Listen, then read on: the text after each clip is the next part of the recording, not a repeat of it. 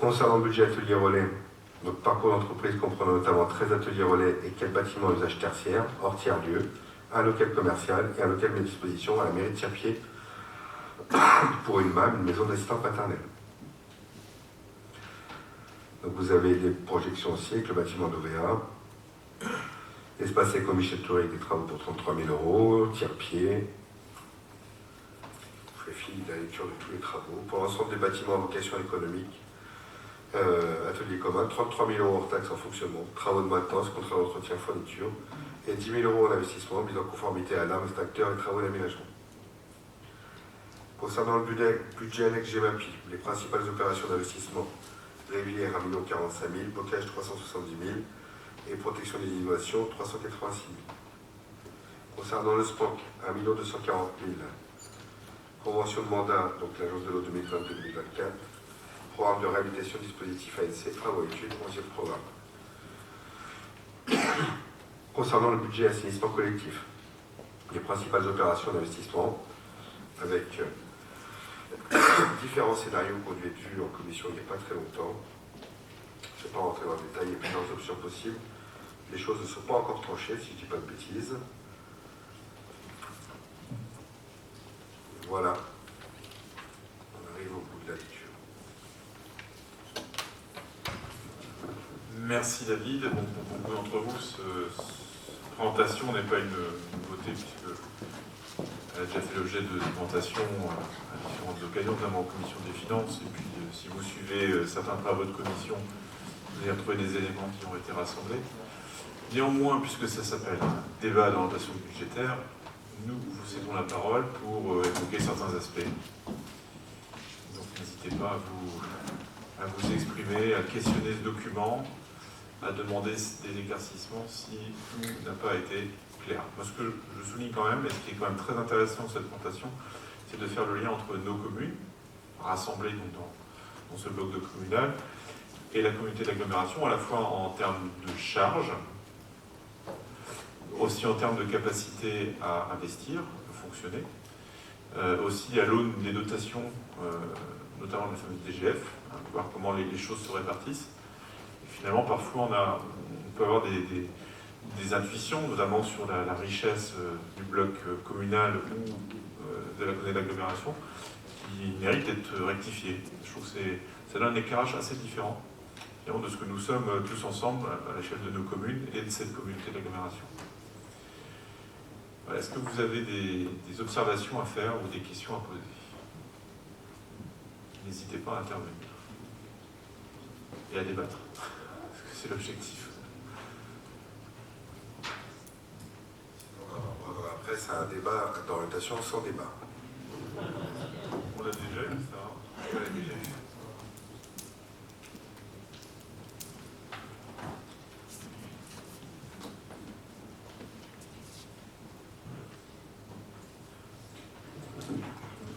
Oui, j'ai une question par rapport au coq de l'écoparc. Combien seront destinés aux activités de loisirs, sachant que on sait que dans le cadre de la zéro artificialisation nette, on aura des soucis pour offrir des terrains aux entreprises qui souhaiteront s'installer peut-être dans 10 ou 15 ans sur notre territoire. Je ne sais pas, est-ce qu'on a réfléchi au nombre de coqs qui pourraient peut-être intéresser un jour de potentiels investisseurs pour leur entreprise, ou est-ce qu'on consacrera la moitié du parc à des loisirs? Bonjour, alors je vais prendre la parole. Moi, c'est Sophie qui a parlé, excuse-moi, j'étais pas sûre de ta voix. Alors pour l'instant, on a quand même 23 coqs ou 24 coqs, donc il y a quand même pas mal de coqs aujourd'hui. On a 4 coqs qui sont utilisés. On est en train de refaire un atelier relais avec 2 ateliers relais sur une seule coque en fait, qui va être fait prochainement pour faire venir des entreprises. Et pour l'instant, les demandes des entreprises, c'est beaucoup d'achats Or, c'est compliqué aujourd'hui pour notre agglomération de vendre des coques. On sait qu'on est dans l'impossibilité de le faire puisque le montage financier n'est pas possible et que ça coûterait vraiment trop cher. Donc pour l'instant, effectivement, il faut qu'on trouve une solution. Donc ce ne sera pas la moitié des coques du tout pour le loisir, c'est pas prévu. Il y a mais effectivement, pour l'instant, on est sur 4-5 coques qui pourraient être aménagées. Au niveau du loisir, mais en sachant que le loisir, ça reste aussi de l'économie, malgré tout. On peut faire tout un tas de choses avec du loisir et il ne faut surtout pas qu'on ait l'impression d'empêcher les entreprises de venir parce qu'il y aurait quelques activités de loisirs sur cet écoparc.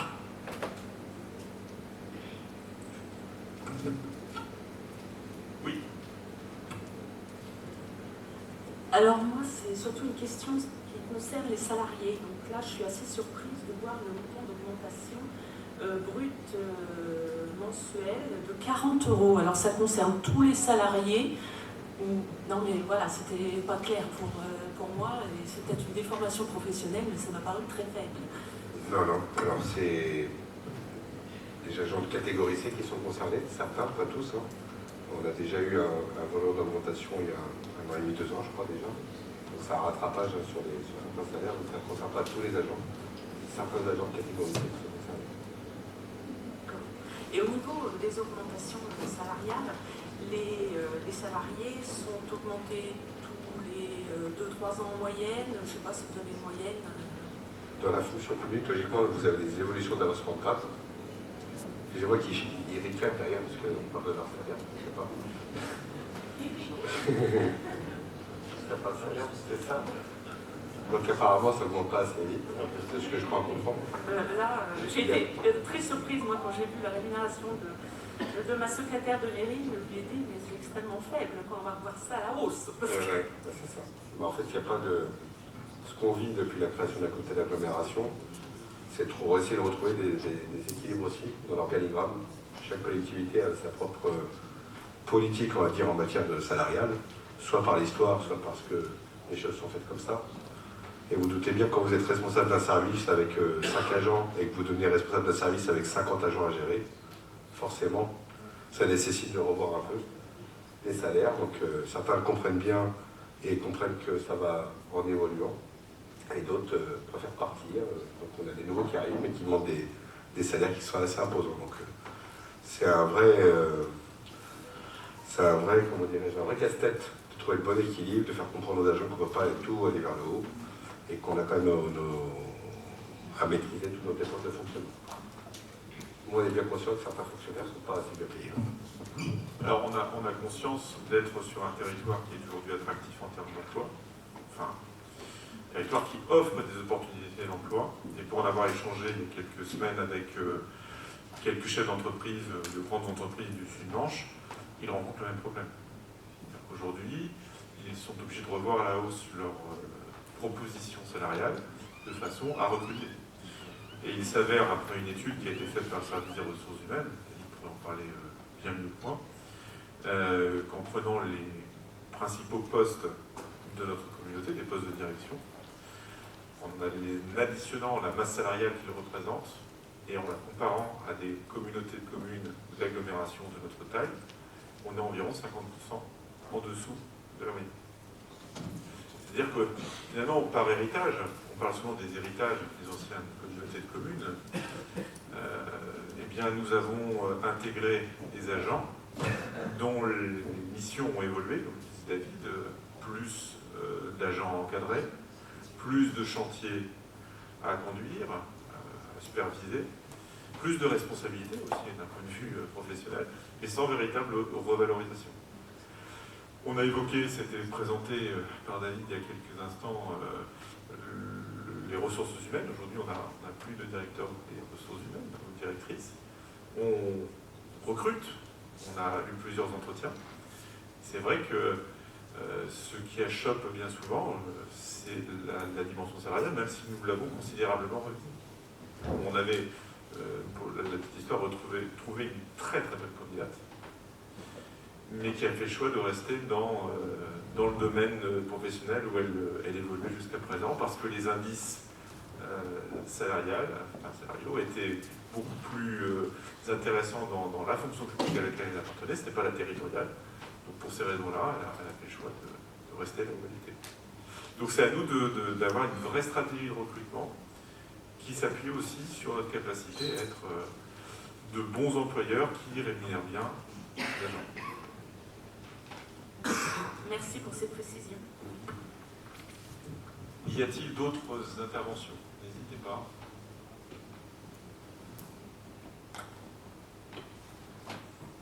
Personne ne s'est interrogé? Alors, ouais. Bien, bon, on a un petit peu débattu, c'est pas volumineux en termes de prise de parole, mais personne ne souhaite plus prendre la parole? Bien, écoute, moi je voudrais remercier David, qui s'implique énormément à titre personnel aux côtés de Nicolas et tout, pour nous proposer un document qui est quand même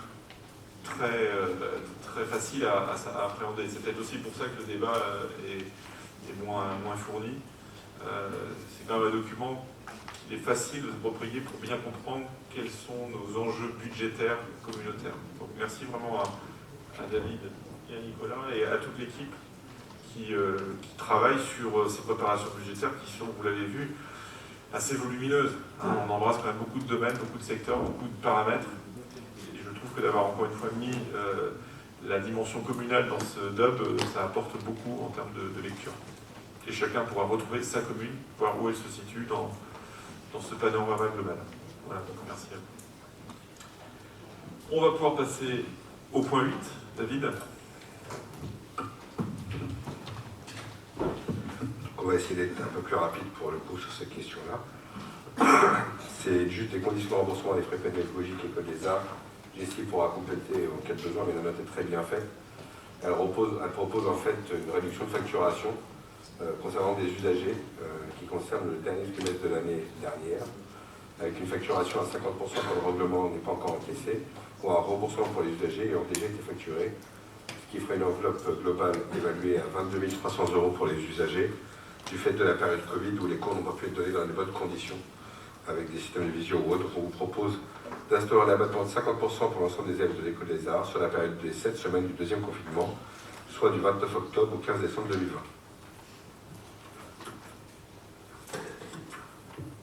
Est-ce qu'il y a des explications réclamées sur ce point? C'est juste un complément de la délibération qu'on a pris au dernier conseil communautaire, parce qu'on avait oublié cette période en fait. Donc, voilà. Parfait. Pas de questions, pas de remarques? On passe au vote.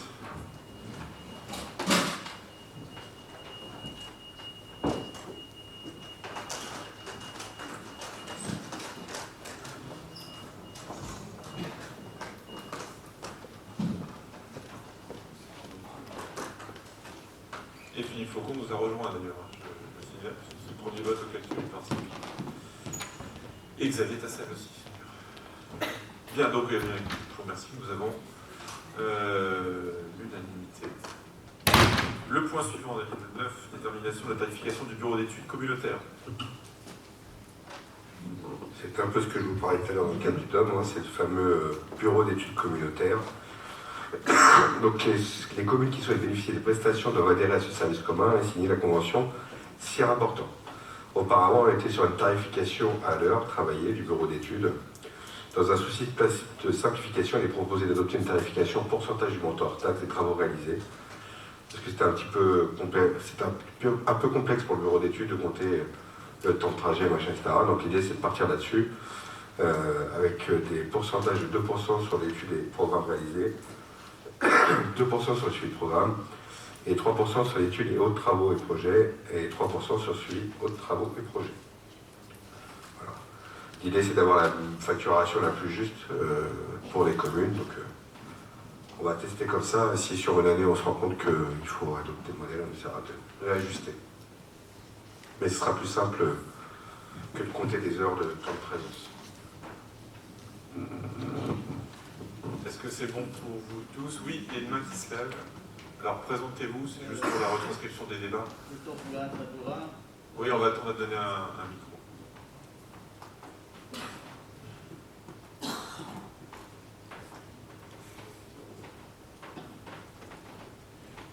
Oui, moi je trouve que ça fait quand même une sérieuse augmentation sur certaines parts de marché. Si on prend par exemple un travail de voirie qu'on a fait chez nous, 130 000 euros, on va se retrouver avec 2600 euros à payer, alors que dans les parts de marché qui existent actuellement, on était à 7 ou 800 euros. Pour être tout à fait franc honnête, on avait des bureaux d'études qui étaient communautaires, qui étaient un peu généreux avec les communes, qui ne comptaient pas forcément le temps horaire logique. À un moment donné, si on met en place des services pour les communes, il faut que les deux s'équilibrent. Donc tant mieux si vous avez bénéficié de 700 euros de facturation, mais l'idée pour nous, c'est pas de gagner de l'argent. C'est qu'à la fin, la personne qu'on recrute au bureau d'études soit payée pour le besoin des communes et payée par les communes et pas par la communauté d'agglomération.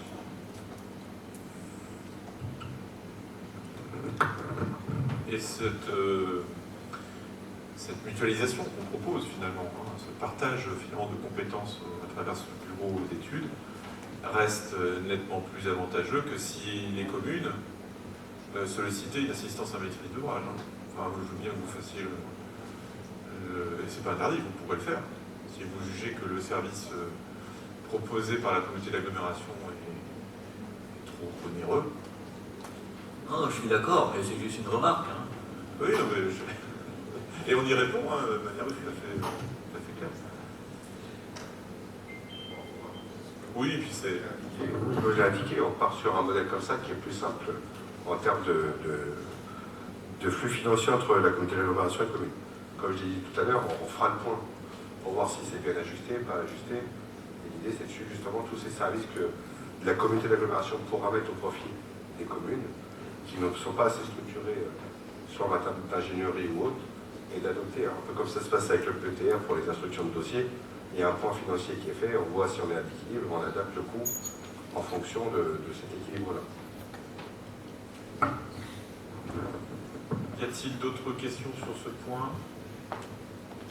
C'est clair pour vous tous? On peut donc passer au vote si vous voulez bien.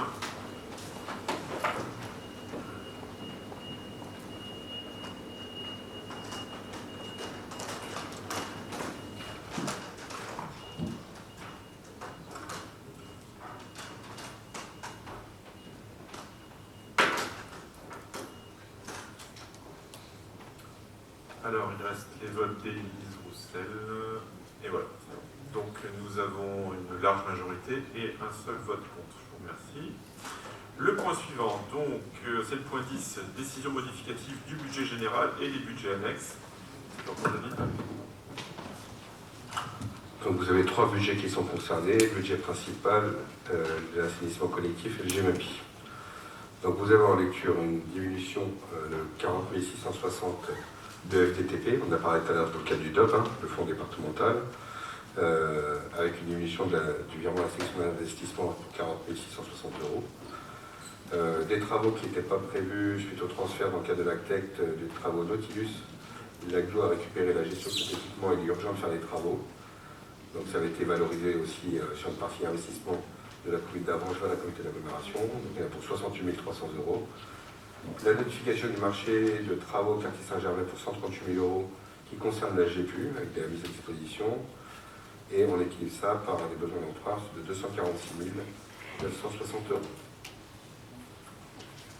Sur la partie assainissement collectif, on diminue de 61 à 68 autres assurances pour 6 000 euros pour permettre donc des admissions en non-valeur pour 4 000 euros et des créances éteintes pour 2 000 euros. Et concernant le budget GMAPI, ça fait suite à l'augmentation de participation dans le cadre du FDG don. Donc il y a une partie qui est prise sur le budget général, c'est comme ça qu'il avait été conduit avec Vincent Bichon. Il y a eu une prolifération des ragondins du fait de Covid apparemment. Donc du coup il a fallu réadapter le paquet budgétaire. Donc il y a une partie qui est prise sur le budget général pour 8 000 euros et on a 8 000 euros par budget principal.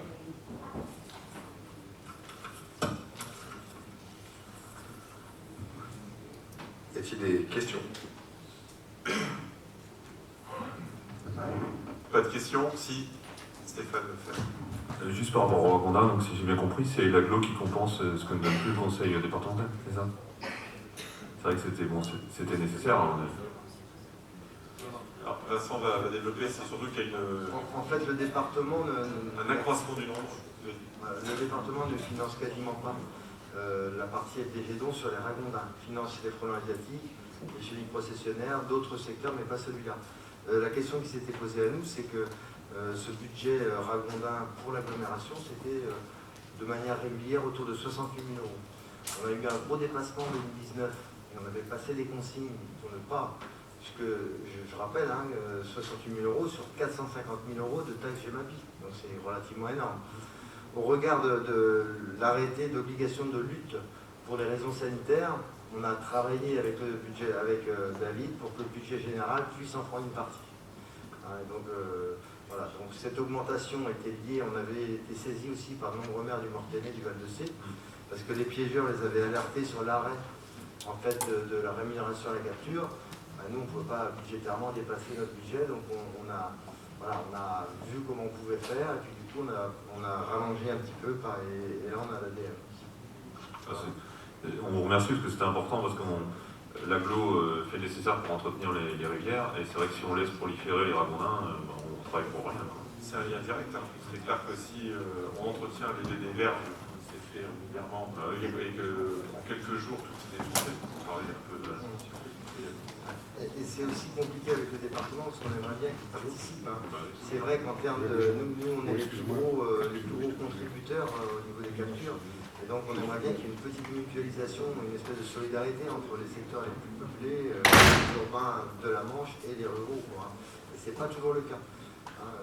Mais bon, voilà, on travaille avec le département pour pouvoir trouver des modalités de financement qui puissent évoluer pour les années qui viennent.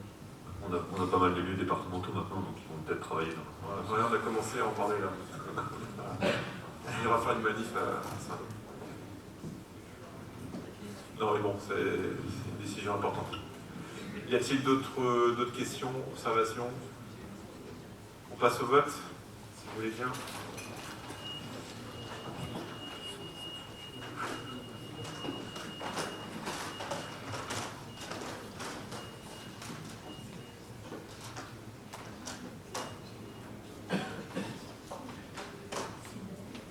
Il manque juste le vote d'Henri Lejard.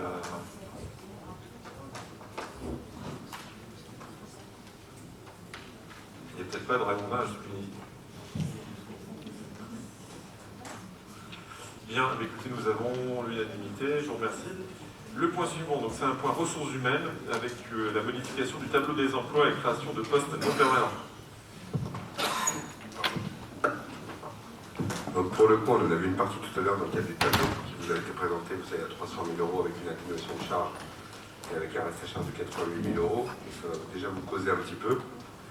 Donc on parle pour la direction des services à la personne. Donc l'objectif de ce poste est de mettre en place une stratégie sur les équipements sportifs et des relations avec les associations du territoire.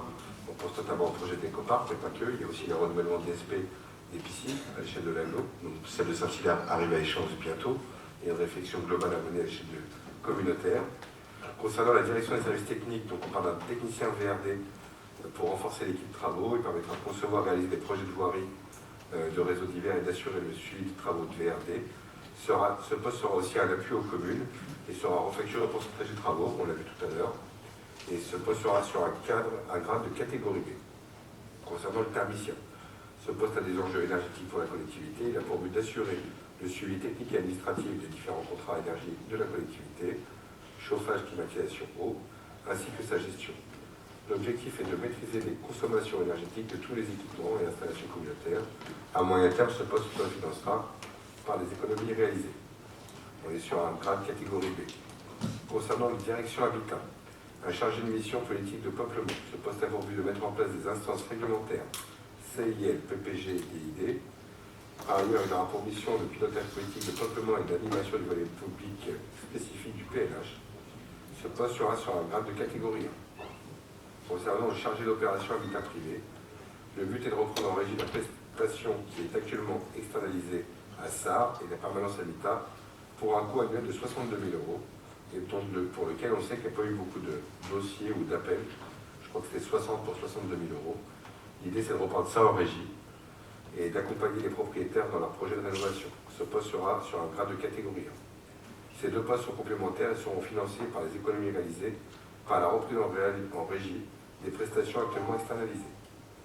Concernant la direction artistique et culturelle, suite à la réorganisation, il est demandé de modifier le tableau des emplois pour que cette direction puisse avoir un temps complet sur la communication. Vous avez la proposition de modification du tableau des emplois avec les postes que je vous ai donnés tout à l'heure et la modification d'une personne qui était mi-temps sur la communication, mi-temps sur la partie culture, mais dans les faits, elle était 100% culture. Donc l'idée, c'est de modifier dans le tableau des emplois. Donc on enlève 0,5 sur la partie communication et on rajoute 0,5 sur la partie culture. Je vous fais la présentation pour qu'on voie tous ensemble l'appel à projet qui concerne les biodéchets.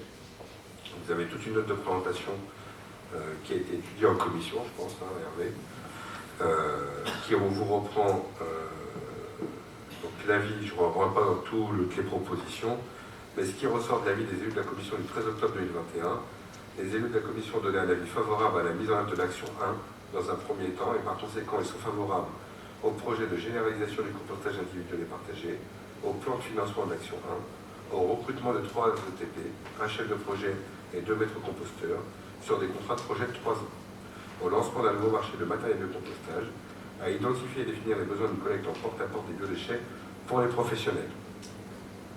Donc vous avez des fiches de poste de 2 emplois non permanents sur les postes concernant les biodéchets et un poste de contrat de projet avec le chef composteur et le maître composteur. Voilà. Ces postes sont subventionnés à hauteur de 70% pour le responsable et les autres sur 1,1 ETP. Bien, est-ce que ça appelle les questions? Pas de questions? Bon, encore une fois, hein, c'est une modification du tableau effectif fait l'objet d'une appréciation minutieuse, hein, comme vous avez pu le voir dans les présentations budgétaires ce soir. On ne crée pas de poste inutilement. On essaie à chaque fois de mesurer, de pondérer ces recrutements de façon à la fois être efficace, répondre aux enjeux qui sont les nôtres, on voit bien sur la question des déchets, c'est fondamental, tout en assurant de bons cofinancements. On y va pour le vote?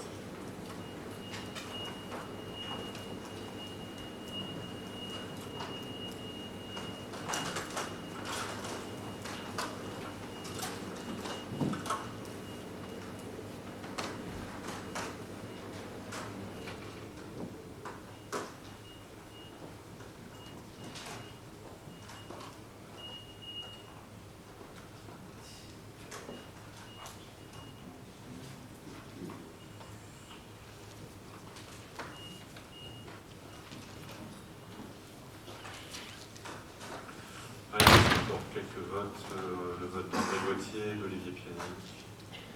André Gauthier. Bien, écoutez, la question est adoptée unanimement. Je vous remercie. Alors, un point commande publique à présent, le premier.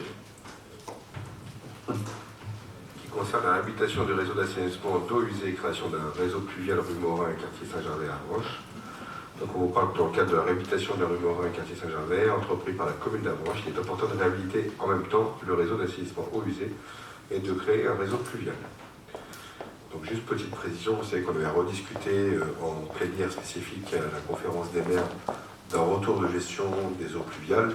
Donc il faut quand même lancer des marchés et après ce sera des bases communicantes de reversion à la commune ou à l'agglo en fonction de ce qu'on aura payé entre deux.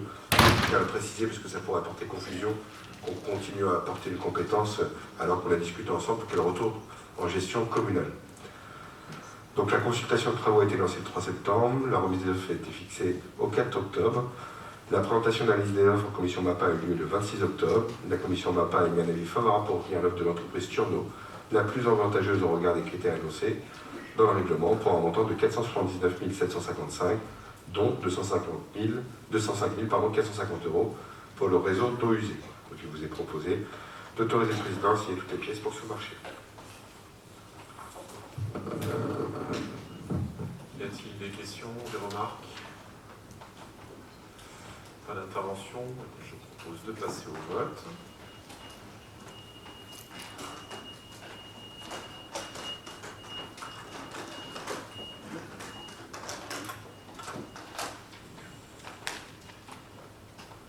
unanimité, je vous remercie. Deuxième point, commande publique, donc attribution du marché pour des prestations similaires, donc réhabilitation du réseau d'assainissement sur différents secteurs.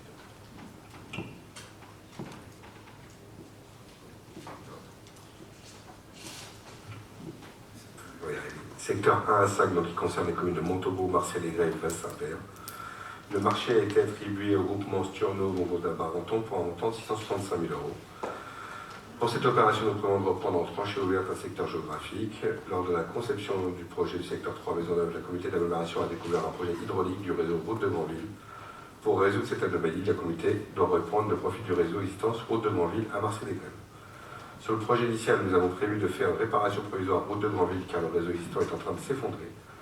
Ces travaux ne seront pas à faire que le marché pour prestations similaires qui reste au même secteur d'intervention, mais qui s'agrandit, doit reprendre les anomalies du réseau existant et du profil. En raison des contraintes de calendrier évoquées par la commune de Marseille-les-Grès pour l'obtention de subventions et les futurs travaux d'aménagement de voirie prévus par le conseil départemental, les travaux prévus dans le marché de prestations pour prestations similaires doivent débuter au mois de décembre 2021. Après analyse de la commission MAPA, réunie le 26 octobre, a émis un avis favorable pour retenir l'entreprise de groupement Sturno Montauban-Barenton pour un montant de 259 621,88. Il vous est proposé d'autoriser le président à signer toutes les pièces du présent marché. Merci David. Sujet technique. Pas de questions? Pas de remarques? Eh bien, nous pouvons passer au vote.